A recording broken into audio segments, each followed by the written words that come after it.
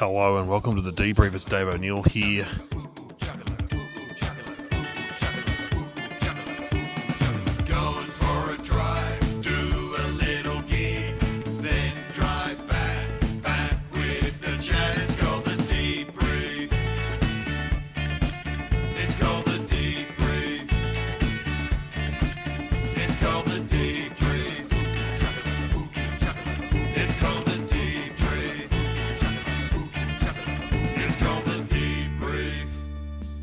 I'm basically in the back of Rosebud in a brewery, good St Andrews Brewery in Fingal, with the great Evan Hocking. How are you, Evan? Well, great's probably a bit, big claim, but, mate, there's a local gig for me, though, so I'm happy with that. Yeah, you're Mornington now, aren't you? Yeah, Mornington, mate. It's I've had you on the podcast for a while, I don't reckon.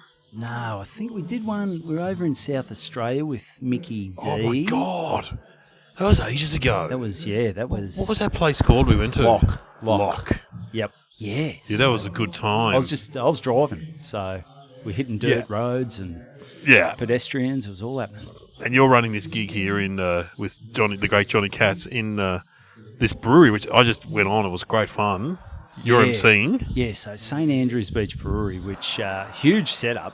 Been here about 9 years, and we hadn't run it for a couple of years. I remember doing it. It was in a different location, wasn't it? Well, we used to run it out the back, 3 gigs, 2 years in a row, and Melbourne. That's even in summer. That's a risk. I reckon it's great here though. It's a great location because undercover a bit. Yeah, it's great. And what we did, we talked them into doing theatre seating, which has been a big change. So they seem pretty ready to go right from the start. They were good. Which was good. Jimoen's on at the moment, so hopefully I'll have a chat with him after this. Yeah, in the car. I drove Jimoen here. So, how was a trip down? It's good. Jimoen's interesting because he's always touring and going overseas, and he goes everywhere, like country. It doesn't matter. He doesn't give a shit. Now, I was just watching you, and it's great to hear you. You've got a routine about Hunter S. Thompson. Yeah. Which for some people is obscure, but I used to love Hunter S. Thompson. I've read all his books. Well, I didn't know much about it. The only thing I really knew about him was from Johnny Depp. Depp played him, Fear and Loathing in Las Vegas. I'd never read any of his books or articles. His books are great. Because I can't read. Yeah, but he was one of the first, they used to call it gonzo journalism. Yes. Yeah, so he would go on these election. I read Fear and Loathing on the election trail, where I think it was Nixon or he was on the trail. Oh, it was very funny because he just takes a sort of crazy man approach to it, kind of thing. Well, yeah, and how the joke came about was I had my daughter on the couch. It was 2 o'clock in the morning, and he just popped up, and then I went on this deep dive about. It was on Conan O'Brien. He's just shit-faced. He is blind. He's poleaxed. He was on Letterman. I watched a few docos on him.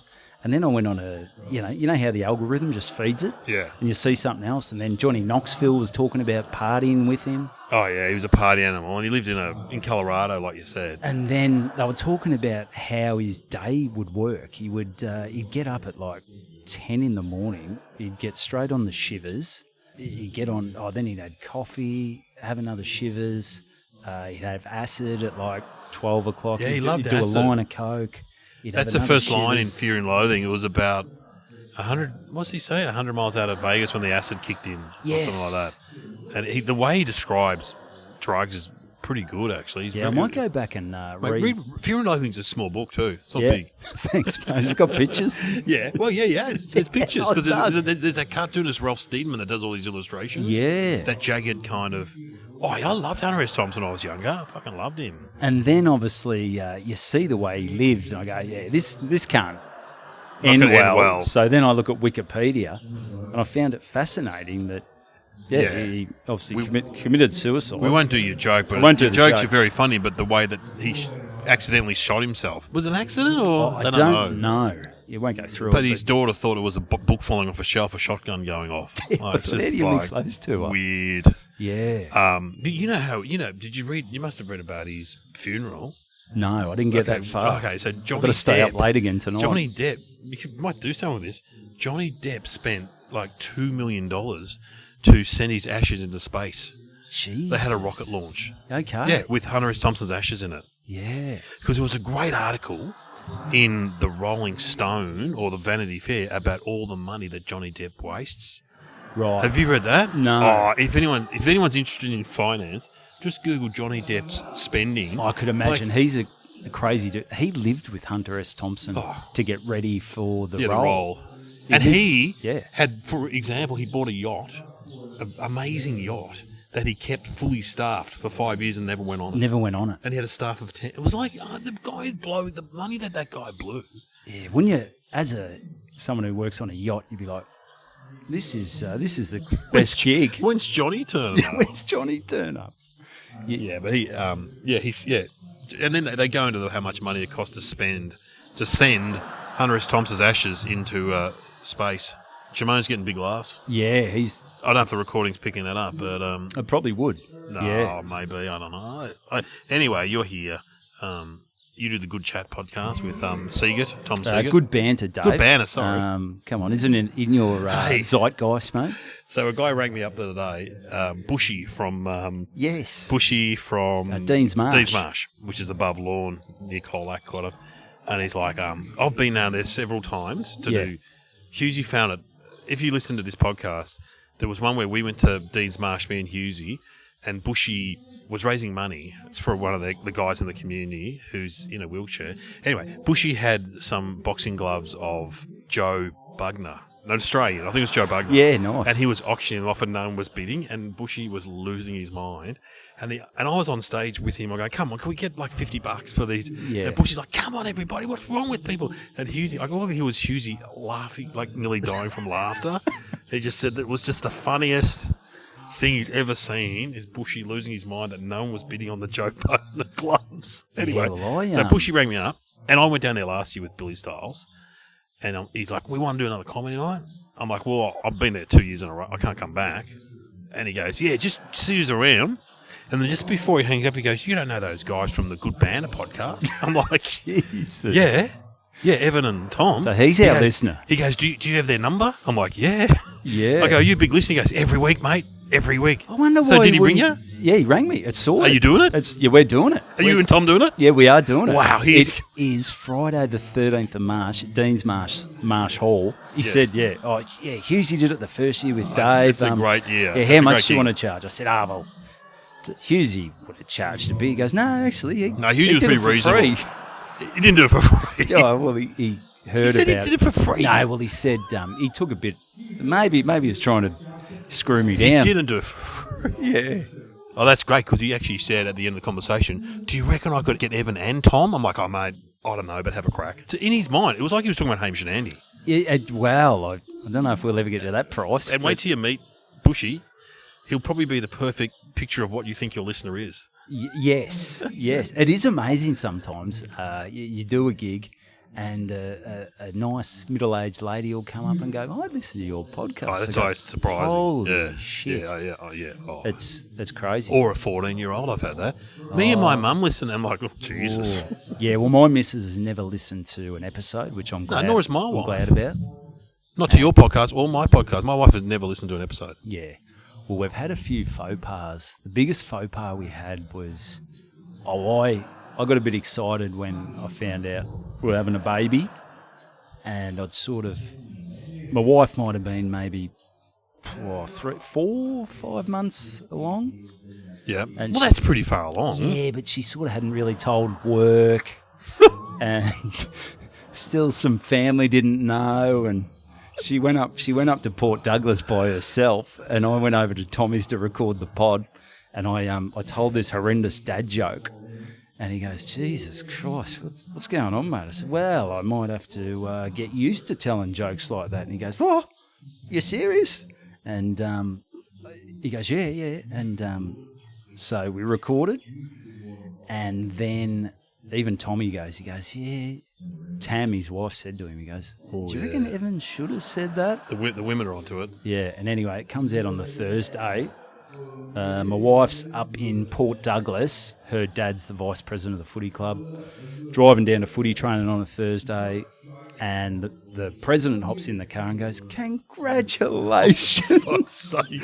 And she rings me and goes, "What the fuck have you done?" Yeah. I go, "What have I done? I'm an idiot." Yeah, I'm not that smart, Dave. My whole So act, her dad didn't know. no, her dad knew. Oh, but yeah, but, okay.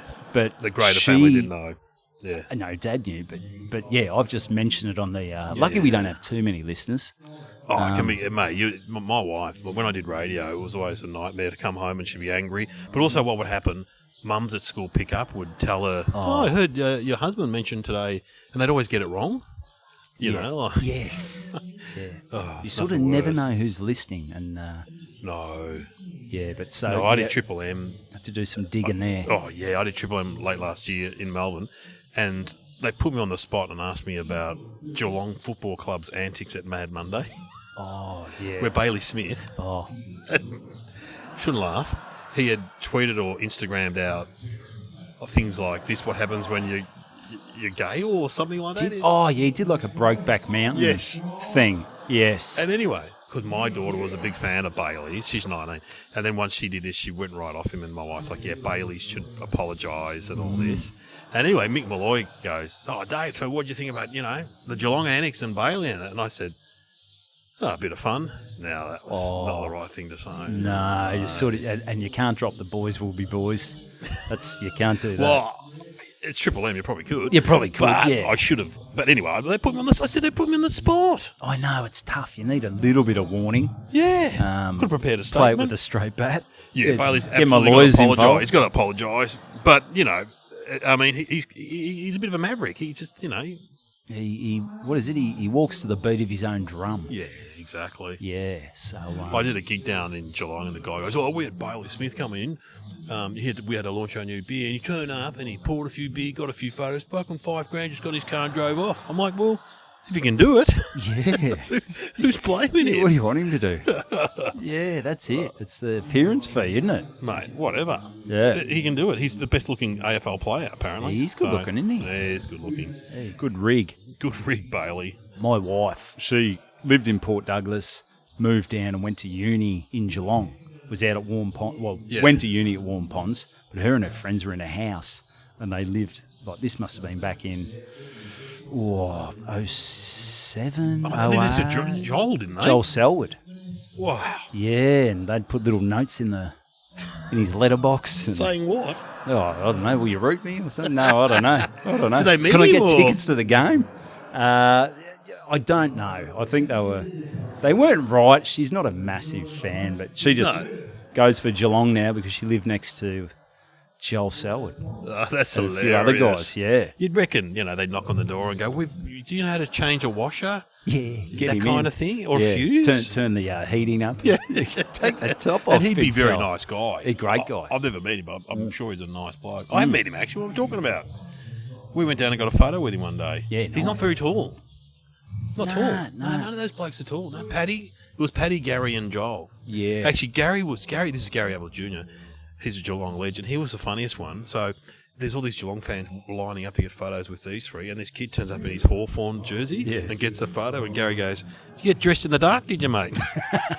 That's nice. It's pretty funny. You don't even talk too much, do you? Yeah, he's pretty funny. Sharp. Pretty That's good sharp. joke. Yeah. Tell you what. All right, well, we should wind up because you're going to go back on. Yeah, I think. I wouldn't mind seeing a bit of him as well. Yeah, Yeah. So, All right. Thanks for having me, mate. Good on you. Good banter. Good banter. Good Listen to banter. good banter. Bushy, It's number not for one everyone. podcast. It's not for everyone. No, but if it's you and Tom Seager. It is the suburban footballer. Yeah, so talking blokey stuff, but you've got female fans. We do. You're not like Nah. Cro-Magnon men. You're both married with kids. Yeah, So we're sensitive. yeah, you but are new age. Stern. Sensitive but stern. Is that good? Evan Hocking, yeah, have a listen. Good banner. Cheers, Bushy's mate. number one podcast. Good on you, Good mate. luck in Dean's Marsh. Yeah, we'll get out of there alive. Oh, yeah.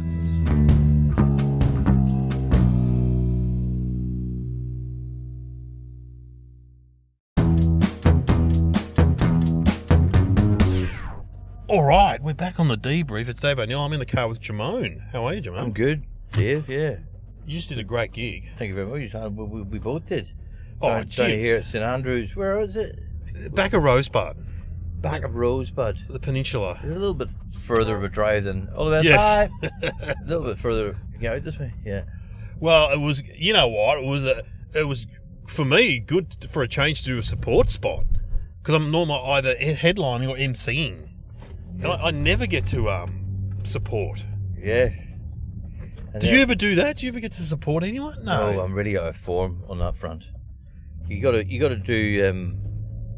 bit of emceeing to get good at it. Are your lights on? Good point, Jimoen. They are now. They are now. Yeah, I MC a bit, but I tell you, it's a rude shock when you haven't done it for a while. Yeah, To go out to a cold crowd and they're all just. There's a big difference between doing a theatre and doing a pub gig. Yes. Everything. You got to try your. Because if you just did nothing but theatres, then you go to do a pub gig and you go in your hole.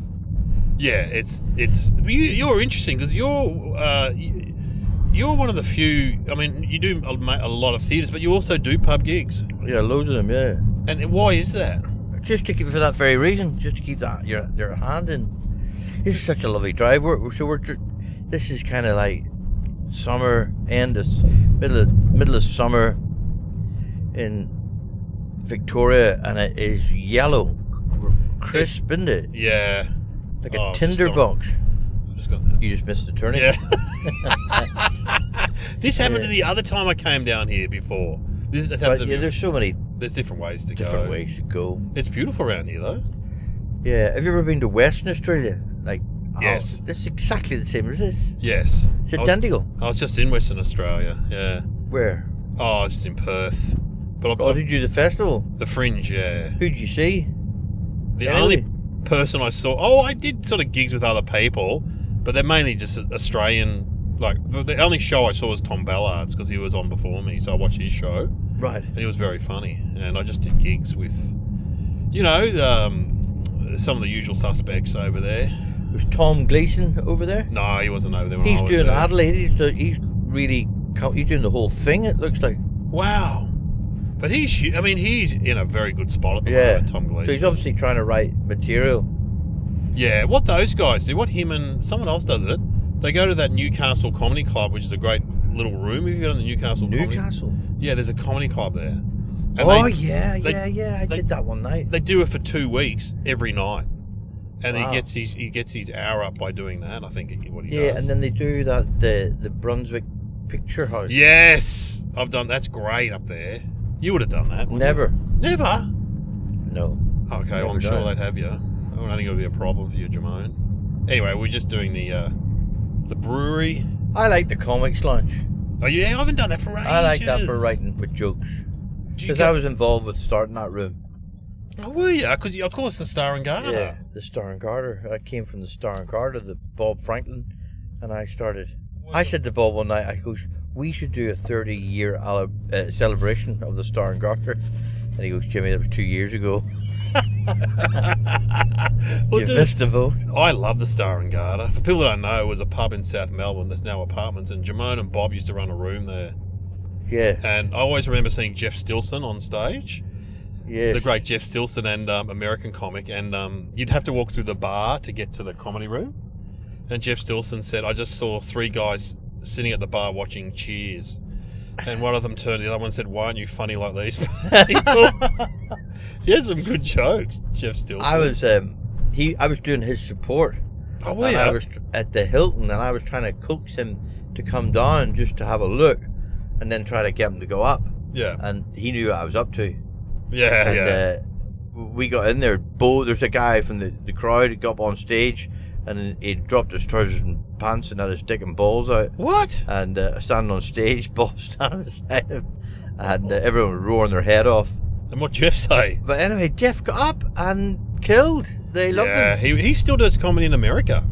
Right. He tours with Lewis Black, the guy that was a politician in a Saturday Night Live.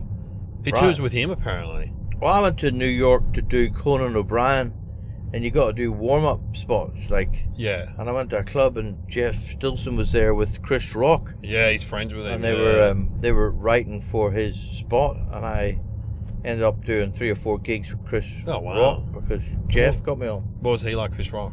Well, I didn't really speak to him other than watch him try new jokes for this MTV Awards, which was really interesting because then I saw the awards and he absolutely killed doing all these new jokes. Yeah. Yeah, I interviewed him once. He was He was interesting. He's a very good comic, Chris Rock. Yeah. You know what he does to start his material out? Well, I heard him say this. He goes to Miami and does all the old people's clubs. And he says if it can work in Miami with the old Jewish people, it'll work anywhere, he reckons. So Right. That's what he does. Anyway, yeah, no. I haven't seen him for a while, actually, Chris Rock, or after he got freaking all that slap shit, he probably... Yes, Yeah. he does material about that, apparently. You know the Star and Garter? I can't remember who the guy who took it over, but there was one guy who took over the Star and Garter at the hotel, and he wanted to do... His idea was he wanted to do 9 a.m. comedy. Do you remember this? I have some sort of... And Bob goes... Is that military guy? Yes. Yeah. Yes, it was a guy from the army. He goes, no. He goes, I'm going to do 9 a.m. comedy at 9 a.m. on a Thursday or a Friday to get people coming off shift work.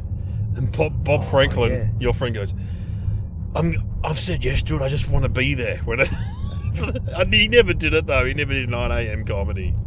Yeah, well, that's what happened to all those pubs. That's why they all died, because the docks Yes. finished.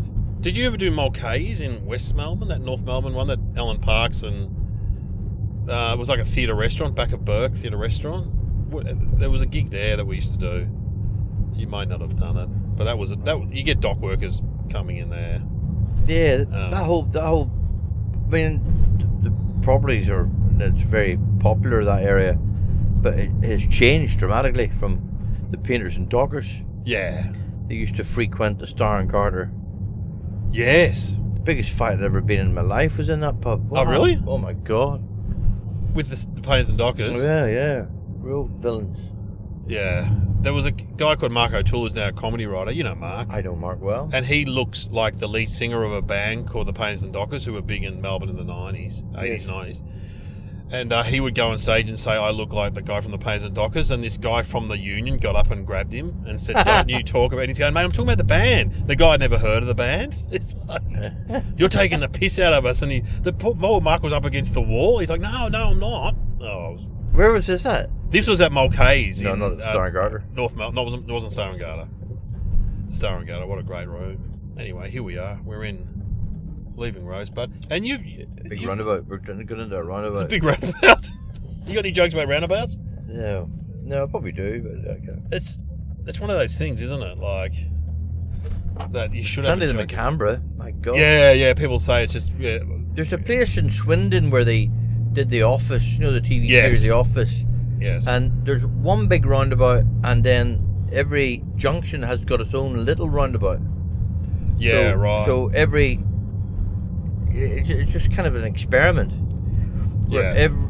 So one big roundabout, and then about 10 roundabouts for each one of the junctions coming onto it. Yeah, well, I've never seen anything like it. Didn't they just pick the area because it was boring? Like didn't Ricky Gervais grow up in Reading? Well, you're doing a gig soon. Yes. And he said he didn't want to do it in his hometown, so they picked somewhere. And it's where Jimmy Carr grew up, and Jimmy Carr showed him around and said, "This is the pub we go to." And apparently, Right. Oh, really? I thought Jimmy Carr was from. No, I thought he was from. He's got Irish parents. He's an Irish mother. Yeah. And father. Right. From Limerick. Oh, they're from Limerick. Right. Anyway, and now you've been overseas. You did the Saudi Arabian Comedy Festival. I did. You were the only sort of Australian. Yeah. So I was probably the only person that really got paid, because everyone else was off Netflix and they filled the room. I didn't. I was there because one of the people that was organising it was a big fan. Really? He was a member of the royal family. So, yeah, you told me that everyone else, like Jimmy Carr, they've all got Netflix specials. Yes. You're the only one there. You've had specials, but not on Netflix. Nobody really knew me. And it's because the grandson of the prince was a fan. Yeah, that's right. Yeah. That's hilarious. And there was Jewish lesbian girl on the night before me, and they loved her. They absolutely loved her, and she really loosened up and went for it. But she was getting a lot of abuse online. Yeah, for doing it. And didn't you tell me that the first 2 front rows were reserved for the prince and his family? That's right. Yeah, for the royal family. She didn't. I went backstage. I said, "Can you get people to sit in the front row for me tomorrow night?" And they went, "No, that's for the royal family." Anyway, I came out and the royal family were there. The whole front, well, I don't know who they were in the royal family, but they were members of the royal And they're family. wearing that white garb, the white, Yes. the white thing. I can't remember what that's called, but yeah. Yes, and there was 2 Western girls sitting behind this girl who was one of the members of the royal family, who would have been a teenager, who's in a full burqa. There's a woman in a burqa in the audience. Yeah, and I said to the girls, "Hi, what's your name?" And the girl with the burqa went, "What, me?" And then looked around at their parents, which were sitting in the middle of the royal family bit, and they were all pissing themselves. Yeah. And then what did you say to her? Well, I was jokes about. So do you spend a lot of time getting ready? It's like, and I was just like kind of. And did they laugh at that? Yeah, they were laughing. They were just. Do you take long to get ready in the morning? Yeah. They were just having. They were just. But like, so, was it in a theatre? Yeah. Or? Yeah, it was in a theatre. And they were all like, were there any expats there? Like, Yes, loads. Oh, that's good. There's loads of expats there. But there was like also just Saudi Arabian people. Yes, like the royal family. And did the jokes connect or like with? They did somewhat. They did. Because out of anyone, they're like, you're very universal. Yeah. There was another comic on after me. He came to my show. He was on the following night, Ahmed Shalili, and he was really thanking him. He goes, this is a big thing because his religion was outlawed, or they weren't really. He's a certain type of Muslim that wasn't really accepted. Well, they always say ISIS kills mainly other Muslims that they don't like. Yeah, that aren't part of their sect. But the sect he's from, which is a non-violent sect, very inclusive, they invited him, and he said that was a really big thing. Big thing for him. And then they invited a Jewish lesbian. So that was weird. So they're obviously trying to make, and they've got bands coming over, but there was a lot of press. Did you get flack for it or? Not really. I didn't really see. Jimmy Carr and those guys. Bill Burr got most of the flack. He did seem to, but because I think just looking for stories. I don't know. Yeah, I know. And I'm looking for people's angle on things. Yes. There was another Irish comic there, Andrew Maxwell. Oh, I know Andrew Maxwell. Yeah, He's done the Melbourne Comedy Festival. He's quite a political comic, but he had a really good comment. He goes, rural Ireland was under, ruled by the church, and that changed in 10 years. And he goes, that's probably going to be the same here. That's true. It did change. The church had so much power, didn't they? Oh my God, yeah. And now it's no power at all, basically, isn't it? No, not really. No, not after what happened with, all that pedophile thing, and just that was the end of it, really. So when they asked you to do Saudi Arabia, did you go? Oh, did you think for a minute? No, and they just went. You just went straight away. Yes. Yep. I'm free on the Tuesday. I'm on my way there. I was on the way to the UK. The prince's grandson's a big fan of yours. Yeah. They still execute people. I looked it up. They do, don't they? Yeah. They execute like a lot of people. 350 a year. Right. Which is but so does Singapore. So the whole experience was good. Well, it was ridiculously hot. I couldn't believe how they wore these white outfits, and they were able to get to the end of the day without any marks on them. Yeah, no sweat. Or just no dirt. No dirt. Like they don't drink either. No. But if they did drink, there would definitely be dirt on them at the end of the day. Yeah. I'll tell you that much. Did you do any local stuff about that or observations? I did, yeah, but it was a scattered audience and nobody really knew me, and it was just this is what it is, just trying to get it going. Yes. Yeah, digging into your material, going, all right. Yeah. All right. And I didn't really get to see because I had to go. I was heading on to the UK. Yeah. So you didn't get to hang out with Jimmy Carr or Louis C.K. But I've seen a lot of those boys over the years. Yeah. Before. Yeah. What other foreign countries have you done apart from England and Ireland? And well, the year before, or maybe in that same year, I can't remember. The year before, I did Amsterdam. Oh yeah, that's English-speaking clubs. Yeah. I did Antwerp. Oh, which is Netherlands. Netherlands or Europe, and then I did Eindhoven. Oh. You know, went through, and then I did Budapest, Oh. and So, hang on. Hungary? yeah, What was that like? Hungary, and then Turkey, What would you do? and I loved it. Where did you do in Turkey? A theatre? They've got a comedy club. Oh, have they? Yeah. Oh. And like that's the thing about like comedy, like it's such a big thing throughout Europe. Yeah. People like a lot of people speak English, and Yes. they're also learning English. Yes. So a really good way of learning English is to watch stand up. Well, I did Tokyo. There's a room in Tokyo, and the that guy go? said, "Oh, it was the first night was a bit hard because I was trying to work it out, but the second night, There's Dramona Drive-In. hey, There's Dramona Drive-In. Dramana Drive-In, yeah, Dramana. there it is. Is it on? Three Is it- screens. No, there's nothing on. Right. They got them screens lit up though. That's one of the last drive-ins in Victoria. Is it still on? Still I think it still goes. Yeah. right. Well, they've got the lights on. There's that in Coburg, I think. No, it took me a while to get the hang of it, but the next night I went back and killed. But you could do 2 gigs a night, you know, Right. like, and I just And they were all expats. no. There was like at least 30% Japanese, Right. and they go to learn English, and the guy goes, "Not a greatest idea." 'cause- Yeah. And the Japanese, were, you know, they sit there and like nod and applaud, and yeah, it was really interesting. I did one in Copenhagen. Telemar in Norway. Oh, what And was that like? They were all, like they all really listening, Yeah. like ridiculously listening, like with their head turned sideways, Oh, okay. and like that really look of focus. Yeah. And then they'd all look at each other and laugh.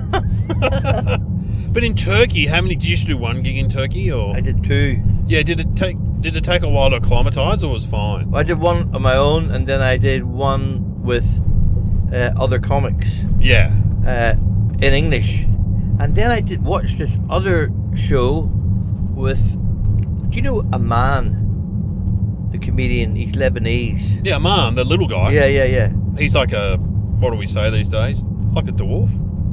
No, I think he's got some other condition. He's got another comedian. Yeah, he looks like He's become a really good stand-up. I'll tell you that much. Oh, has When he? when I first, because he must have been quite young when I saw him. Oh, he's He been was- going for 20 years Yeah. now, man. Yeah, well, he's in. Oh no, maybe not. He's in his 30s now. Yeah, well, maybe Um, 15. Yeah.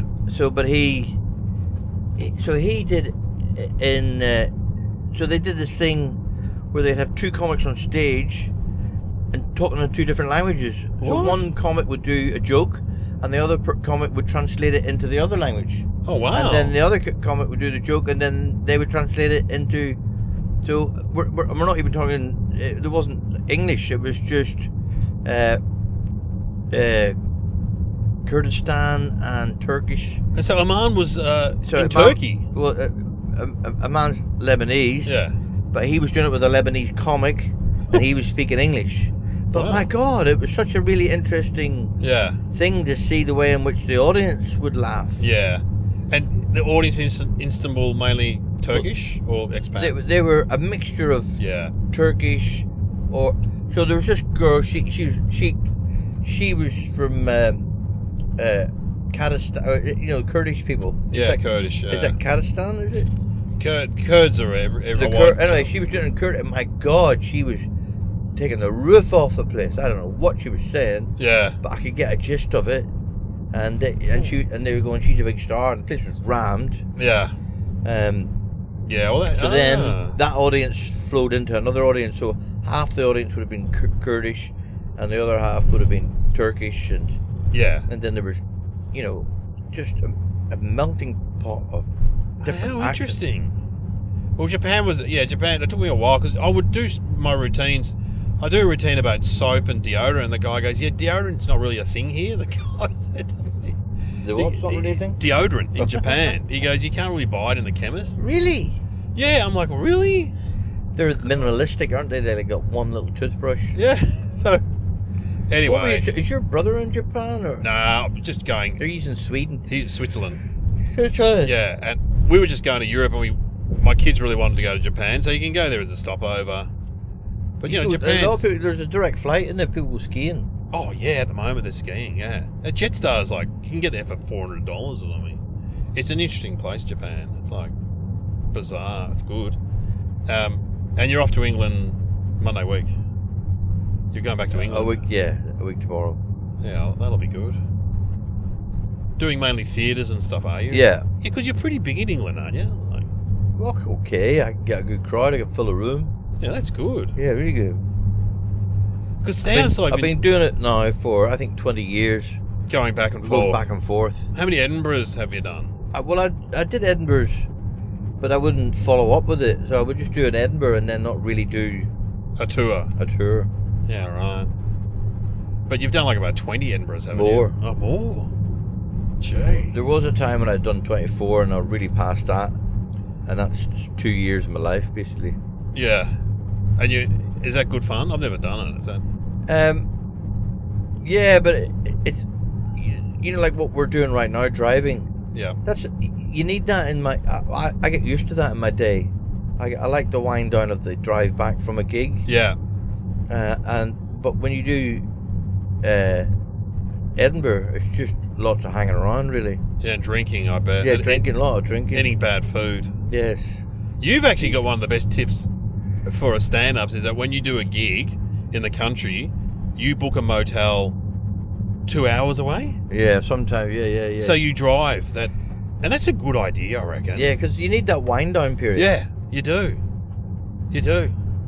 The wives don't understand it. Come to bed. I'm like, I can't come to bed. I got to wind down.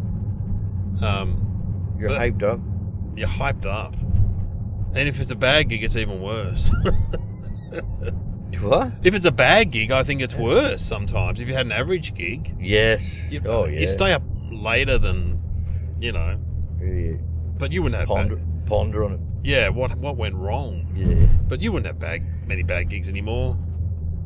I sometimes get sick of my act. Yeah. And then, so sometimes a really good gig to me is not really a good gig to the audience. Because I've already got maybe 5 or 6 new jokes in. I'm fucking so happy with those 5 or 6 jokes. But if I'm saying the same thing over and over again, you just get sick of it. Yeah. But you turn over your material a fair bit. Like you had stuff tonight I'd never heard. It's probably really old stuff. Oh, really? Yeah, I don't know. No, I'm trying to. I wrote down in my book, right, what's the newest stuff that I haven't, that's kind of new. And then what I try and do is try and get all the new stuff right up the front of a new tour. And then I go, right, that's everything that's new. And hopefully that'll become the show. And so I remember you told me once you used to start at one bit of Australia, and by the end of you've been all around Australia, you'd come back with a new hour. Yeah, I don't know. It takes a little bit longer. Longer than that.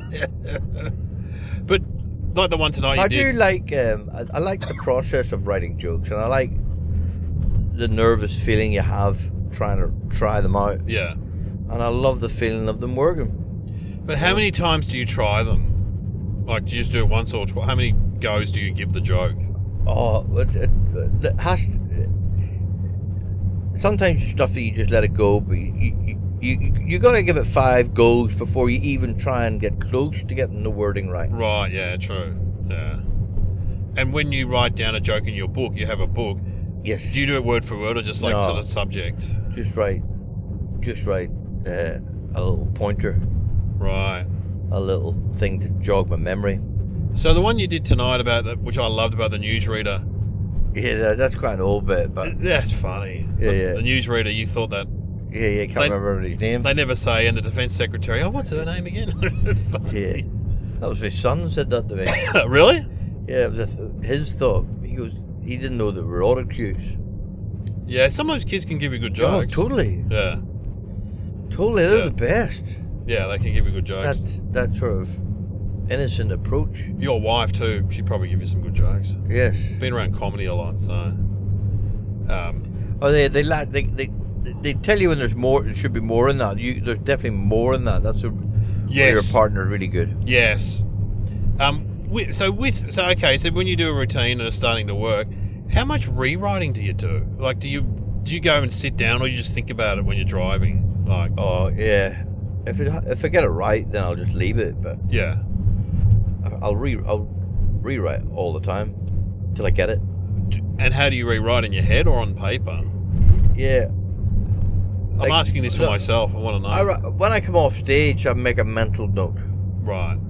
Right, that's not how you do that. Try it, and then the best time for me to write is when I'm on doing a whole load of gigs. Yes. Because then you can just, go up the next night and tweak it a bit. Yes. And also, you're probably away from home. Yeah. You've got no distractions.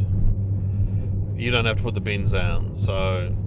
No, I've missed the bins a few times. They're not on my radar at the minute. I've got to put it on my to-do list. There's nothing worse lying in bed and hearing the garbos.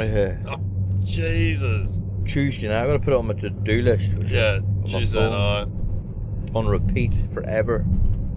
Yeah, absolutely. It's your job. I did that thing today where I a couple of big boxes from Christmas, and I go and I put them in other people's bins. Oh, yeah, I've done that, yeah. I drive around and find other people's bins. You drive around? Yeah.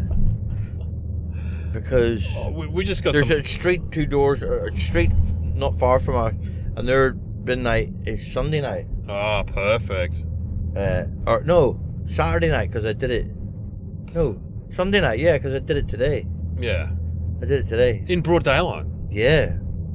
And you don't... Well, the bin's already out on the street. Yeah. And it's already full of stuff. And then there'll be one that's not quite full. Yeah. I got told off by a lady. Oh, really? Yeah. Excuse me, what are you doing putting... That's our bins. I go, but they're on the street. There's room. Well, maybe I'll come to your... I go, yeah, do, please do. If it's on the street and there's room in the bin... How old? Oh, she wasn't younger than me. She was in her 40s. She was just... People get a bit funny about their bins. Yes. Don't you love getting told off? It's like so funny. There's nothing worse when you go to take your bin in and it's already been emptied and someone's put dog shit in the bottom of it in a bag. Oh, terrible. You go, yeah. Bastards, like, yeah. That's empty, that bin. I wouldn't do that. No, I have principles. David, I do have principles. But I don't mind driving around and putting in other people's bins. Or if I find a skip, I love a skip on a weekend. A skip is great. Skips are great. I hate it when they put a cover on it. You're like, oh, what are you going to cover on it? Come on. Yeah. Come on. There was a big building site near, and they always had skips. Because that's what that's one big problem at the minute with recycling stuff. It's not is the packaging. Yeah. So much packaging. There's too much packaging. I know when it's cardboard and recycle. If the bin is full, that is not recycle week. That's only it's the following week. Yeah. Because when it's recycle week, you've had to get into the bin. Yes. And jump up and down it. Yeah, the recycling bin fills up pretty quick. Really quick. But I don't know, where's it all going? Are they recycling? They're recycling some of it, but I think anyway, I don't know. I don't know enough about it, but I was seeing something on social media about Indonesia and the Prime Minister trying to clear up all the plastic. Oh, there's a lot, yeah. And they got the military in Bali. It is really it's quite terrible. off-putting. It's a tourist thing, isn't it? Yeah, it's terrible. There's a lot of plastic in the world. Too much plastic. Yeah. Anyway, here we are.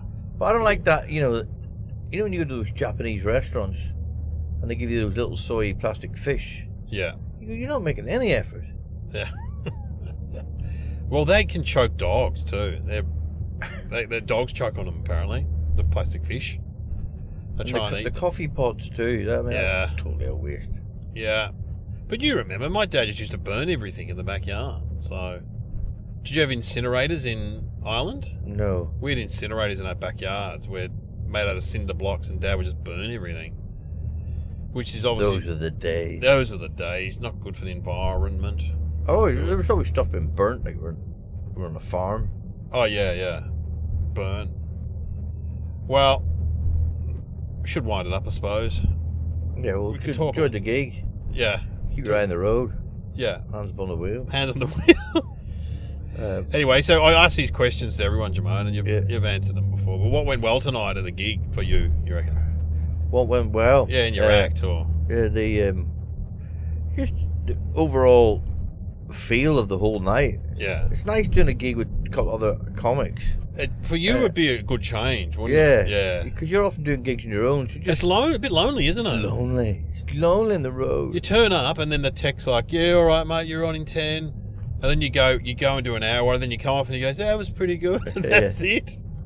Yeah, but it's nice when you've got a level emotional level of attachment with other comics because you're both got skin in the game, and you're like, you want the overall night to be good. So yeah, the overall night, everyone had a good one. Everyone, it's awful when you do a gig and someone in the set doesn't have a good one. Yeah, and that's hard. You got to drive back with them. You got to try.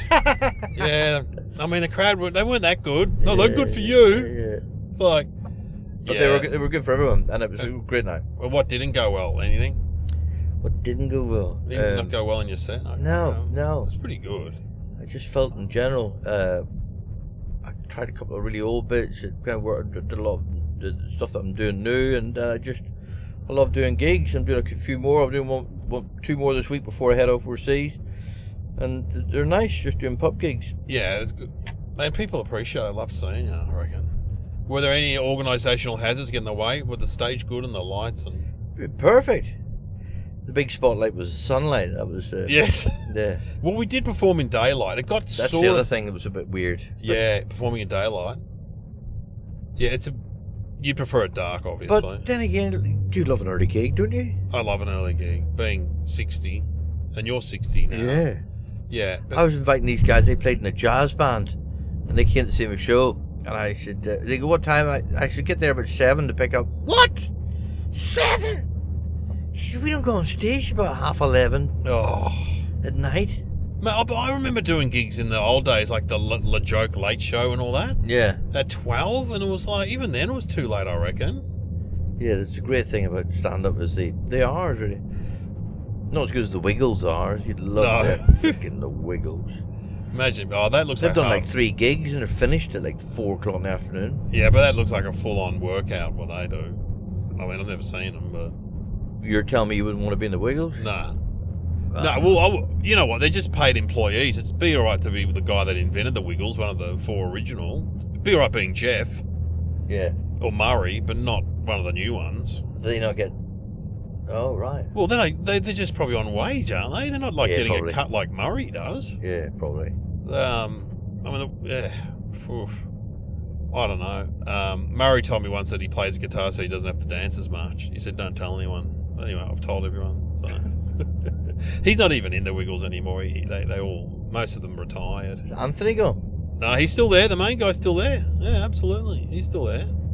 He looks pretty fit. Yeah, he does. Tom Gleeson used to do a routine about, imagine just having to be a new Wiggle and work with the old Wiggle, and he's just like your boss and the owner of the franchise, like just yelling at you, Dads, come on. It'll be hard. Be hard doing that, I reckon. There's High Five too. What happened to High Five? They were big, weren't they? But they were put together by a company or something. They would be like the Spice Girls. Channel 9 had something to do with it. Yeah, and they were just getting paid a wage. So stuff that. Yeah, I know. At least comedy's a bit different from you're your own person. Whatever.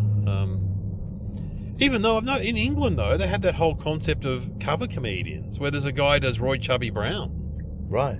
There's some bloke and there's a guy that goes out as Peter Kay, like a tribute act, and it says officially approved by the real Peter Kay, and he just goes out and does his whole routine. You must give some money to him, or there must be something going on there.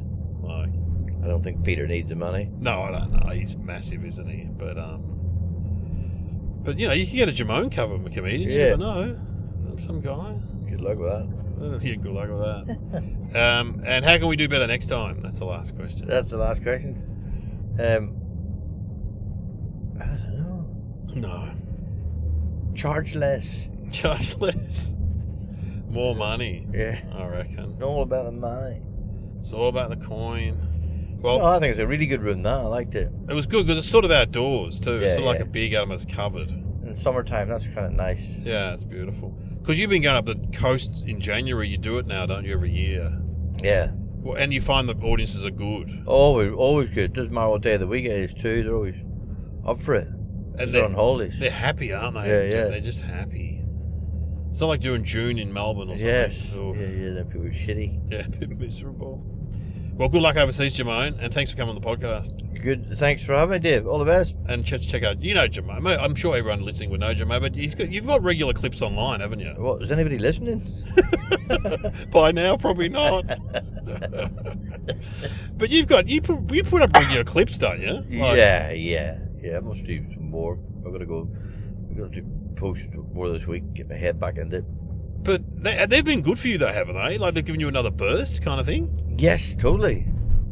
Yeah, I mean, my career is still going because of social media, really. Because your comedy does fit perfectly into those, little Instagram vignettes. Yeah, that's amazing. So your audience improved after doing that. Totally, yeah. Okay, I'm asking for myself. How often do you post a clip? You reckon?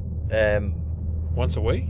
No, but I post stuff, but then the clips, I've got someone else that does that for me. Yeah. I think about once a week, yeah. Yeah.